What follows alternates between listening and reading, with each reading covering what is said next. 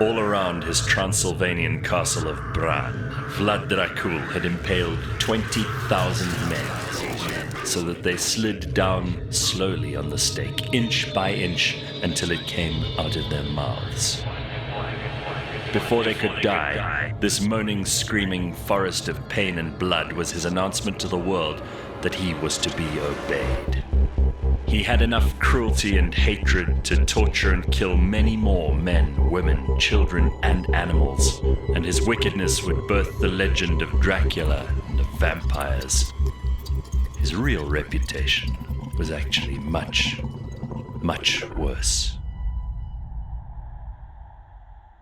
Other methods of execution included skinning and boiling, and he once hammered nails into the heads of foreign ambassadors who refused to remove their hats at his court. Such was the bloodthirstiness that it was also rumored he drank the blood of his victims and feasted on their flesh. Vlad the Impaler. Another episode of Blind History with Anthony Mederer, CEO of Taylor Blinds and Shutters, me, Gareth Cliff, and today someone really grisly and grim. Vlad the Impaler. You wanted to cover this guy. Apparently, Dracula was based on Vlad. We would say it's loosely based on Vlad. If you look at Dracula, tall, pale face, very handsome. Women love him. Men fear him. Mm-hmm. Vlad, short, stocky, bushy eyebrows, protruding temples which make him look like he's got a massive head. Mm-hmm. Long nose. Not good. Scary looking. Yeah. But loved gore. He loved hurting people, watching them die slowly. We spoke a little bit in the beginning about impaling. He used to blunt the stake so that the stake would go slowly through the different. Apparently, he'd oil the end though, just so it could get in there, and then it was blunt. Slide down over hours or days, and you'd build it in concentric forms around his castle in the town. God. So he was very particular and quite strict in the way he lined his victims up. It was said that he really wanted to work hard on eliminating poverty. So he invited all the peasants and the mentally ill to his castle. And the physically disabled. And he gave a huge banquet for them, which was fantastic as a prince. And they ate and ate and ate. And they were very, very happy. He closed the doors and burnt them to death. He eradicated poverty. So he did his bit for his region. Well, the surname Dracul, which means dragon, there was a mysterious order of the dragon which was begun by, I think, the Hungarian king or the Holy Roman Emperor at the time. And he was brought into this when he was about 4 years old. His father was a member too. They took their surname from it, Dracul. And he wasn't really a king. Later on, he established himself as a king, but he and his father and his greater family were more sort of Wallachian nobility of a certain kind. Their big geopolitical issue in that place, which is modern Romania, more or less, Transylvania, was the Ottomans, the Turks, who were putting pressure on the Balkans, obviously, from that point of view. They were militarily on the ascent. They were also obviously Muslims, whereas the Serbian, Romanian, Transylvanian population was Christian. There was this constant tension between the two. And in fact, I think one of the reasons why this guy was such a misfit is because his father sent him off as a hostage at age 4 or something to go and live with the Turks. And while he was there, he was very badly behaved and he was punished. So they wanted to prove that his dad would remain loyal to the Ottomans. They told his dad, look, you better send your 2 sons. So he sent his youngest son, and then Vlad, who was the middle son. They sent him to the Ottoman court where they were kidnapped. I put it in inverted commas because they were taught. They did learn science. They learned languages. That helped him because he was a terrorist. He used to infiltrate in all different ways to pretend he was a Turk. So they learned all different languages, philosophy, religion. Well, he wasn't badly treated, but he was so badly behaved. Yeah, so what? But he hated. They used to whip him and beat him. They used to whip him and beat him, and so Radu, he's young. They called him Radu the Handsome. He loved it there, and he became very, very good friends with the Sultan's son, Mehmet II, and we'll hear a little bit about him later. But Vlad hated it. He was insolent. He had a fiery character, and they had to beat him to keep him under control. And in the end, they said, "I can't Who handle says it." there aren't bad eggs? I mean, this is just a bad person from day one. And he just won't go away. So No. so they thought, no, he has a good move. We're going to appoint him as a puppet prince in Wallachia again. And so he went there, and then the Hungarians came and chased him away. So obviously he lasted literally a few months, but here's where he showed his mettle. He was extremely brave, and he was always at the forefront of each battle. So he went to the Hungarians and said, listen, you can't just kick me out. Yeah. And he explained to them who he was and why he hated the Ottomans. Well, he did. Lifelong. And they believed him and they looked after him. So that was where he had the opportunity to go back and take back the kingdom for the Draculas finally. Right, and he was installed sort of by the Hungarians. Correct. Yeah. But he was Dracula. Yes. And that's where they say Bram Stoker got the name from, because Dracula is really the son of Dracul. And I think in modern day Romania, it also refers to devil. Well, the dragon. It comes from the dragon.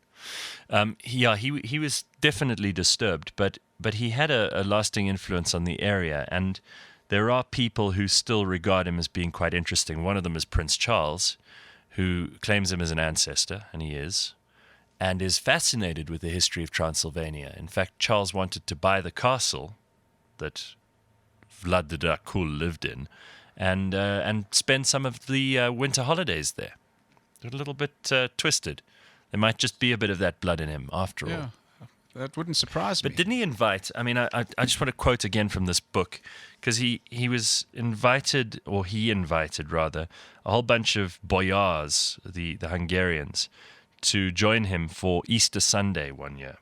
And he killed the oldest in every family and enslaved everyone who was still young enough to work.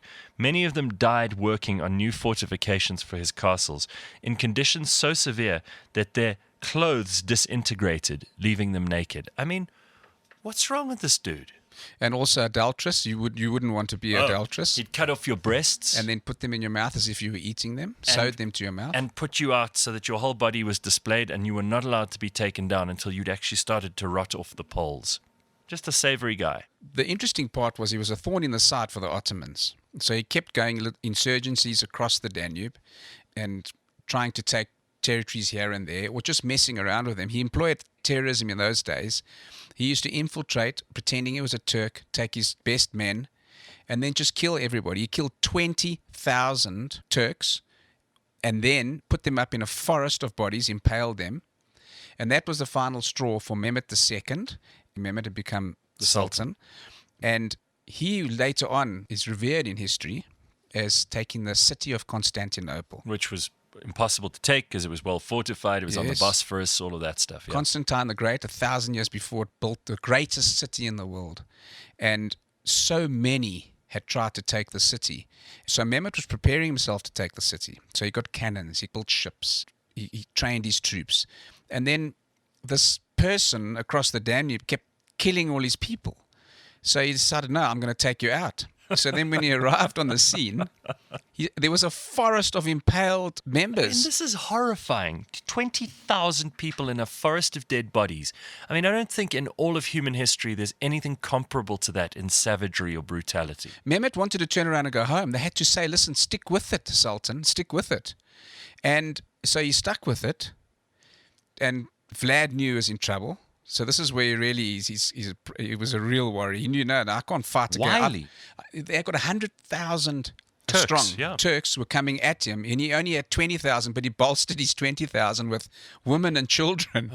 So to try and build up some strength. But so they basically had him surrounded. So the Ottomans set up camp. Vlad went and infiltrated the camp at night.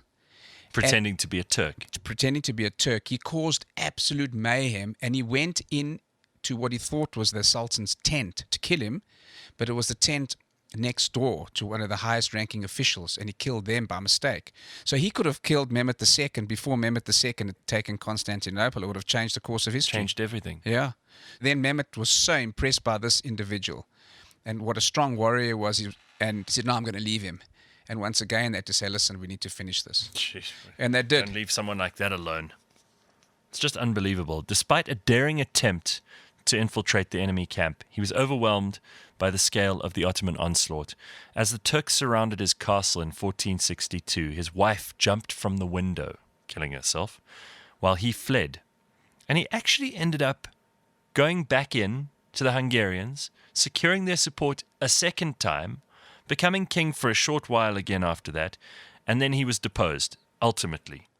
But what happened during that time was they actually caught him and they threw him in jail, the Hungarians. The story goes that he was impaling mice in his cell. The little sadist. He was hurting mice and other things that ran into his cell and putting them onto stakes. Exactly. And then but because he must have had charisma with those big swollen temples, he managed to woo the cousin of the king. And so he married her. Yeah, and he was welcomed back into society. Yes. Like there was nothing wrong with him. But then the Ottomans were fed up and they came and they chopped his head off and took it back to Constantinople. Yeah, it was near Bucharest, and they say it could even have been his own men who beheaded him at that stage. And it was displayed on a stick in Constantinople. That's the end. Here endeth the lesson on Vlad the Impaler. If your kids start impaling things on stakes, send them immediately for psychological counseling and possibly some hardcore drugs. My God. Blind history. And by the way, Radu the Handsome, speaking of blind history, they captured him at some point and they burnt out his eyes and then burnt him to death. There couldn't be more brutality in one chapter of history than at this time. This is the 1400s. Yeah, and they boiled his brother and his dad. Oh my God. So no wonder Vlad was a bit upset. Oh, what a horrible, nasty end for all of the people in that family. And that's why Dracula pales in comparison to Vlad the Impaler. Dracula seems like a very honorable dude. Exactly. I mean, he would just occasionally seduce a woman and drink her blood. No big deal. I'd rather have that than Vlad the Impaler living on my block. Some sick individual. Thank you for listening to Season 2 of Blind History. This is one of the many episodes that we have planned for you, and there are plenty more to come. It's brought to you by Taylor Blinds and Shutters, only on cliffcentral.com.